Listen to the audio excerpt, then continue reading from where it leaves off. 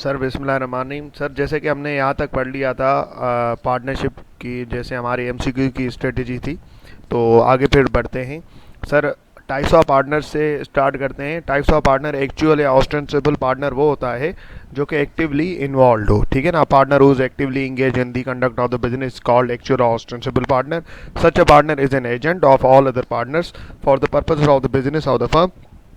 He can bind himself and other partner for the acts done in the ordinary course of business. Sir इस बात पे क्या MCQs बन सकता है, जैसे कि आपने पढ़ भी लिया था, अब आपको पूरा पार्टनरशिप आपने कवर कर लिया है, तो एक समझ में जो बात आ रही है कि एक्चुअल या ऑस्टेंसिबल पार्टनर को सब जानते हैं, क्योंकि ये एक्टिवली इन्वॉल्व होता है। इसको सप्लायर भी जानते हैं, कस्टमर भी जानते हैं, इसकी ओवरऑल डीलिंग होती है अपने कारोबार के अंदर पूर सब एक्सटर्नल पार्टी से, थर्ड पार्टी से, एक्सटर्नल पार्टी से। थर्ड पार्टी वो जो कि इंटरनल इन्वॉल्व ना हो, ठीक है ना, कारोबार के बाहर वाली, जैसे सप्लायर हो गया सर, जैसे कस्टमर हो गया, जैसे और कोई आप सर्विसेज ले रहे हैं तो वो वाले बंदे हो गए। सर बात ये है कि जब भी एक्चुअल या ऑस्टेंसिबल पार्टनर जो होता है, इसको पूरी दुनिया जानती है, मतलब वो बंदे जो कि डीलिंग कर रहे हैं वो आपको पहचान रहे होते हैं।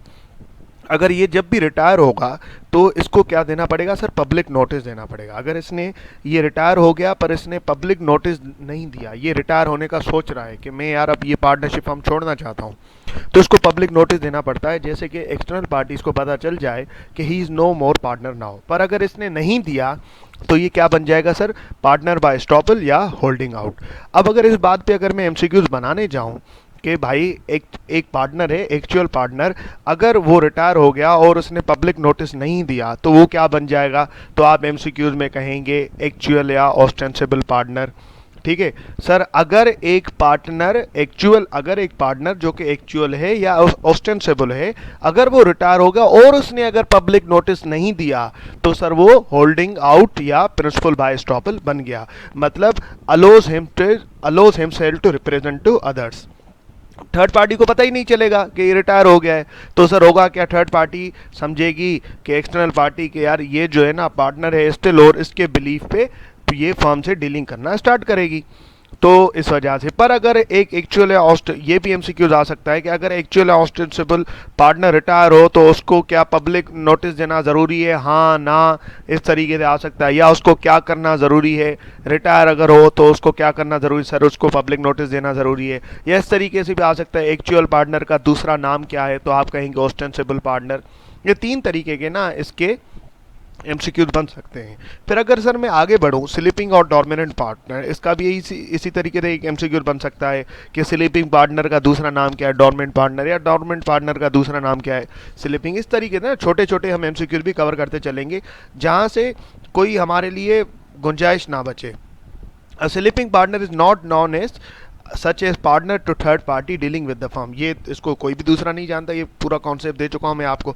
ही मे और may not take active part in the conduct of the business of the firm. He like other partner invest capital in share in the profit of the business. He equally liable along with other partner for all the debts of the firm even though his existence is keep separate from the outsider dealing the firm. अब इस तरीके से भी आपसे बन सकता है कि आपको कहे कि यार अगर स्लीपिंग, अब देखो स्लीपिंग पार्टनर को कभी भी जब भी रिटायर होगा तो उसको पब्लिक नोटिस देने की ज़रूरत नहीं, क्योंकि थर्ड पार्टी उसको जानती नहीं है, थर्ड पार्टी इसको जानेगी नहीं सर, कभी ये मैनेजमेंट में इन्वॉल्व ही नहीं होगा, थर्ड पार्टी जो होंगी इसको कभी पहचानती ही नहीं होगी, तो सर थर्ड पार्टी इसके यकीन पे कभी भी डीलिंग करेगी भी नहीं।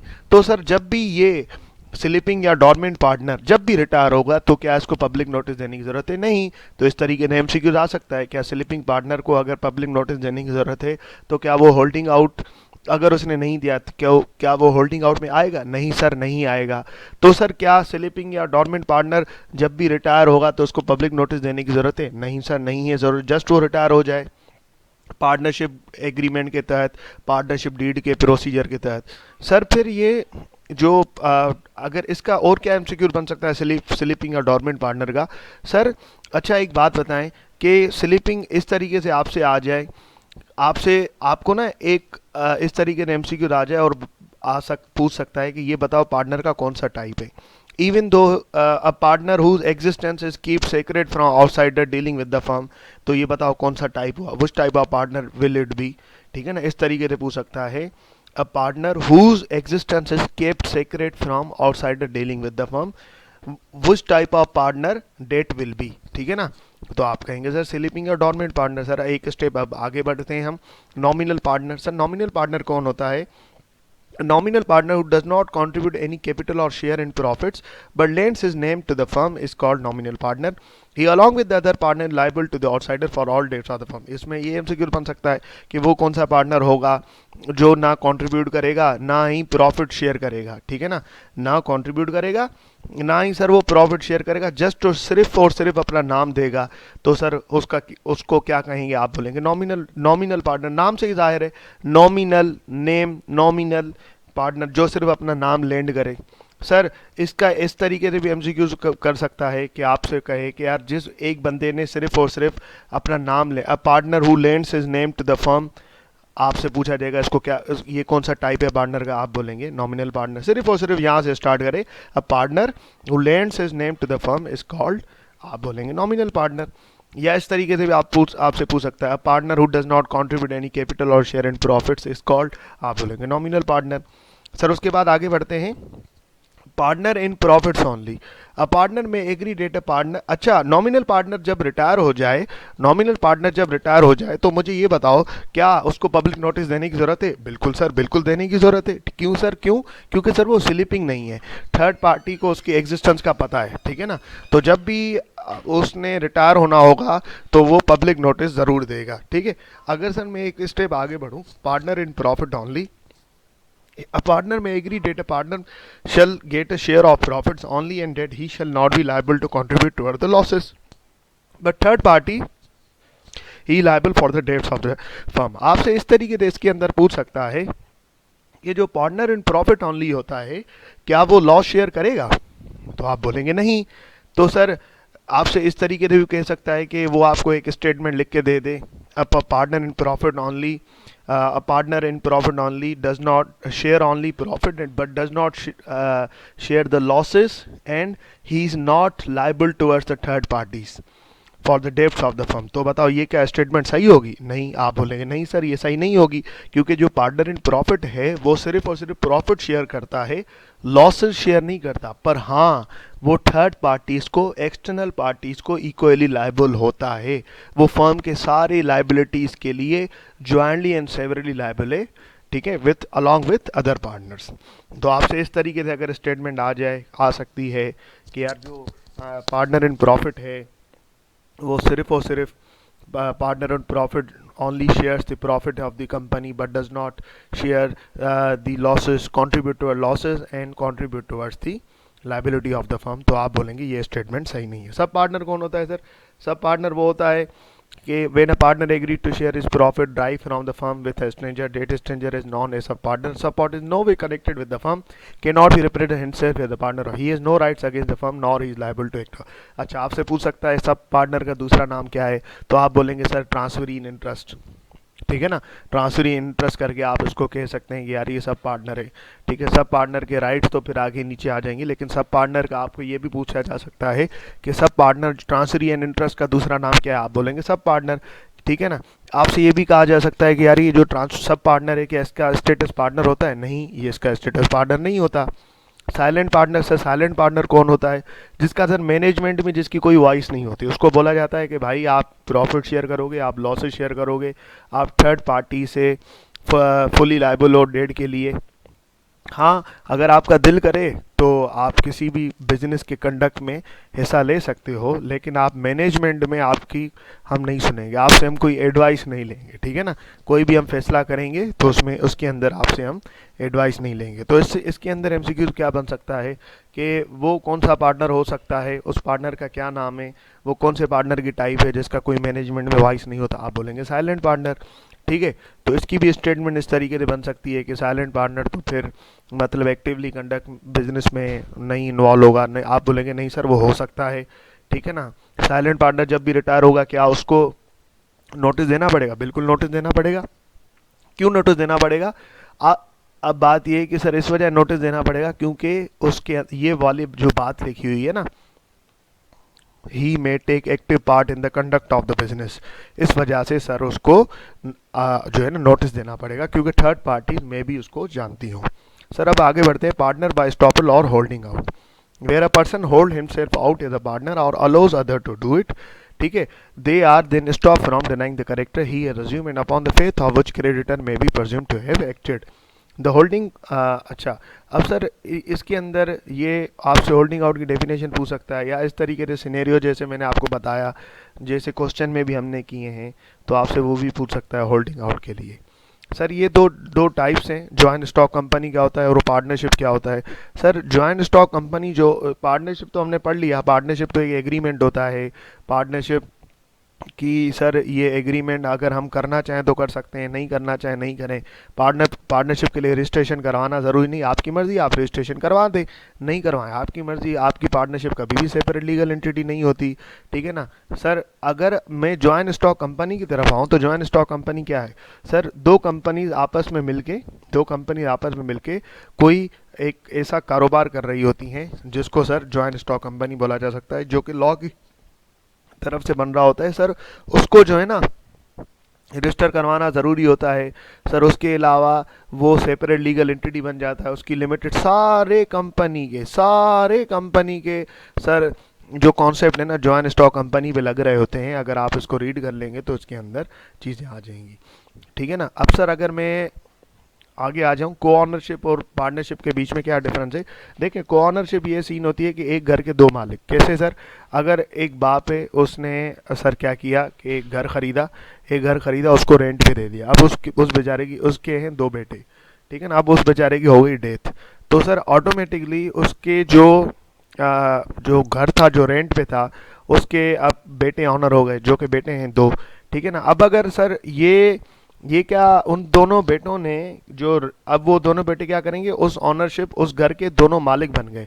ये क्या दोनों एग्रीमेंट के थ्रू बने? नहीं सर, एग्रीमेंट के थ्रू नहीं बने, ये तो इनहेरिटेंस के थ्रू बने, ठीक है ना। या अगर कोई दो बंदे हैं, दो दोस्त हैं, उन्होंने मिलके सर कोई घर खरीद लिया साथ मिलके, तो ये को ऑनरशिप हो गई, ठीक है ना। अब क्या उन्होंने एग्रीमेंट किया? नहीं सर, एग्रीमेंट तो नहीं किया। अब अगर सर वो प्रॉफिट शेयर करें, अब सर अगर वो रेंट पे देते हैं उस घर को, तो क्या सर फिर तो रेंट की शेयरिंग रेशो रख दिया कि यार मैं घर का इतना मालिक हूँ, 40% मालिक हूँ, तू 60% मालिक है, तो सर 40-60 में रेंट हम डिस्ट्रीब्यूट कर देंगे। फिर भी पार्टनरशिप नहीं हुई? नहीं सर, नहीं हुई, क्योंकि पार्टनरशिप के अंदर तो आपने बिजनेस कैरी आउट करना होता है, जो कि एसेंशियल ऑफ वैलिड कॉन्ट्रैक्ट में हम पढ़ के आए हैं कि आपने बिजनेस एक्टिविटी कैरी करनी होती है। तो रेंट वाली जो है ना, उसके अंदर एक्सेप्शन आ जाती है। तो को ऑनरशिप मतलब एक चीज़ के दो मालिक, जो एग्रीमेंट के थ्रू नहीं बन रही होती सर, जिसके अंदर बिजनेस इन्वॉल्व करना ज़रूरी नहीं होता। और को ऑनरशिप के अंदर ज़रूरी नहीं कि दो मालिक हों, ऐसे भी हो सकता है कि जो फादर था, जो बाप था, उसके कोई सर 7 बेटे हों, 10 बेटे हों, इस तरीके से, या कोई 30-40 दोस्तों ने मिलके एक बिल्डिंग बना ली, एक बिल्डिंग खरीद ली, तो इस तरीके से ना सर ये को ऑनरशिप हो जाती है। अब सर ये एग्रीमेंट के थ्रू नहीं होती, ये को ऑनरशिप का मैंने आपको बता दिया। ये रिलेशनशिप बिटवीन पार्टनर, इसके अंदर सर आपसे ड्यूटीज़ पूछ सकता है कि जनरल ड्यूटीज़ क्या है, क्वालिफाइड ड्यूटीज़ क्या है, ये सारी हमने डिटेल में बात कर चुके हैं। Qualified duty, rights and liabilities. हाँ, इस पे क्या एमसीक्यू बन सकता है, जैसे मैंने आपको बताया था कि यार ये जो एब्सोल्यूट ड्यूटीज़ होती हैं, वो एब्सोल्यूट ड्यूटीज़ कौन सी होती हैं सर, जिसके अंदर एब्सोल्यूट ड्यूटीज़ जो सर लॉ की तरफ से एग्रीमेंट की तरफ से कभी भी चेंज नहीं होगी। लेकिन ये जनरल ड्यूटीज़ अभी हम फिलहाल कवर कर रहे हैं, ठीक है ना। इसके अंदर ये वही जनरल ड्यूटीज़ मतलब एब्सोल्यूट ड्यूटीज़, जनरल ड्यूटीज़ मतलब एब्सोल्यूट ड्यूटीज़, ये वो जो कि मैंने अपने हैंड आउट में आपको एब्सोल्यूट ड्यूटीज़ करके पढ़ाया है। These are mandatory duties of partner that cannot be change by an agreement among the partner. मतलब आप एग्रीमेंट के अंदर कोई भी चेंजिंग कर लो, कुछ भी कर लो, राइट्स को डिफाइन करो, ड्यूटीज़ को डिफाइन करो, लेकिन ये हर पार्टनर की रहेंगी, आप इनको कभी भी चेंज नहीं कर सकते। आपसे इस तरीके से पूछा जा सकता है जनरल ड्यूटी या एब्सोल्यूट ड्यूटी को क्या हम, इस पे एमसीक्यूज क्या बन सकता है, जनरल ड्यूटी या एब्सोल्यूट ड्यूटीज़ को क्या हम एग्रीमेंट में चेंज कर सकते हैं? आप बोलेंगे नहीं। या सर इस तरीके से भी आ सकता है, ये सारी राइट ड्यूटीज़ लाइबिलिटीज़ आपको दे दी जाएं और आपको बोला जाए यार इनमें ये बताओ कि वो कौन सी ड्यूटीज़ हैं जो कि एग्रीमेंट के थ्रू चेंज नहीं हो सकती। तो आप बोलेंगे सर जनरल ड्यूटीज़। वो कौन सी ड्यूटीज़ हैं जो कि एग्रीमेंट के थ्रू चेंज हो सकती हैं? अगर एग्रीमेंट, कौन सा agreement? Partnership deed, partnership agreement में अगर इनका बेस की हुई होगी, डिस्कशन होगी, तो सर चेंज की जा सकती हैं। वो सर कौन सी होंगी? Qualified duty, right duties and qualified rights and liabilities. Qualified duties, rights and liabilities वो सर चेंज की जा सकती हैं। अगर सर मैं एक स्टेप और आगे बढ़ूँ, तो अब ड्यूटीज़ में रीड नहीं कर रहा, ये तो हमने रीड कर ली हैं।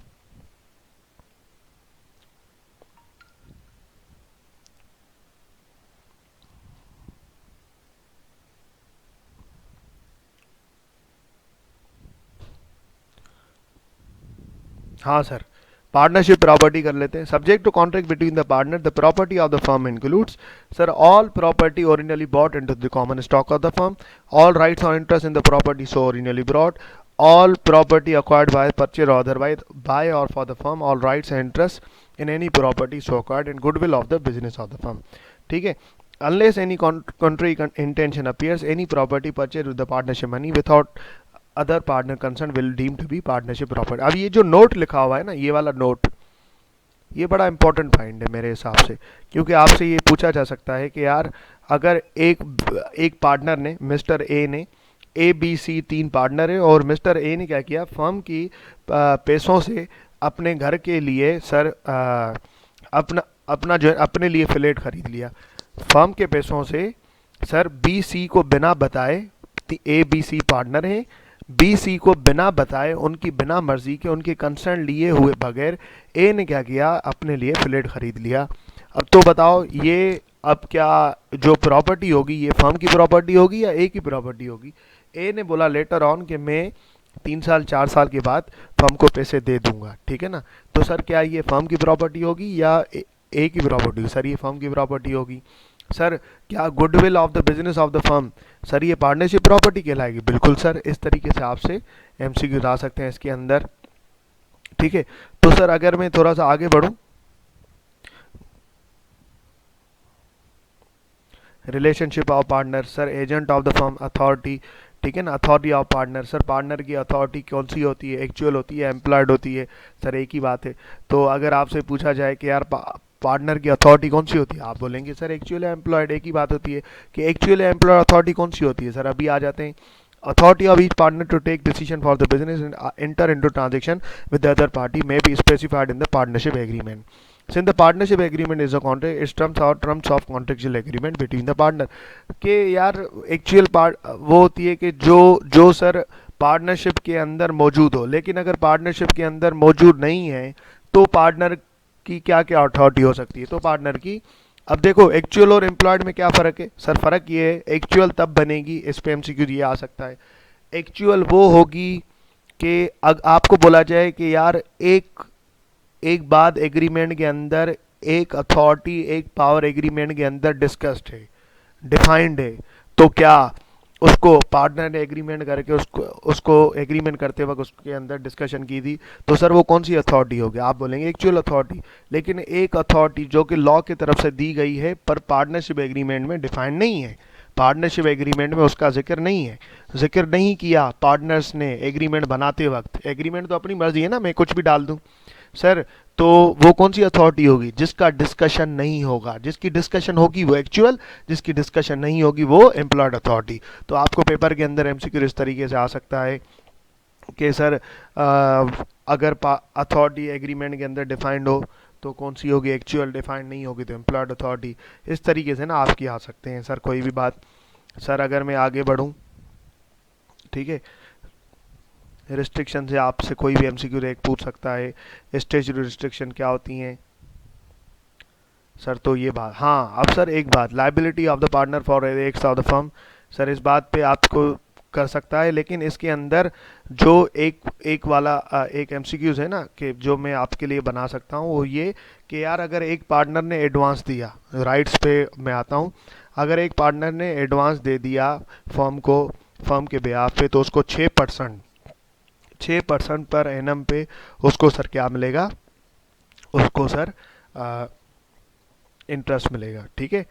तो सर इन बातों का ख्याल कीजिएगा। तो ये हमारा चैप्टर जो है कवर हो गया है, इसको आप रीड कर लें।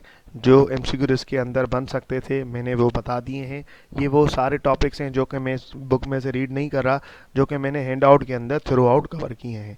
जो चीज़ें मुझे लगता था कि हैंड आउट के अंदर कवर नहीं है वो मैंने सर यहाँ से रीड कर ली थी। ठीक है सर, अब इंशाल्लाह इसी तरीके से हम दूसरा चैप्टर भी कवर करेंगे, और आप इसको सुन लें और इस पे जो फीडबैक हो या कोई भी क्वेश्चन हो तो मुझसे पूछ लें।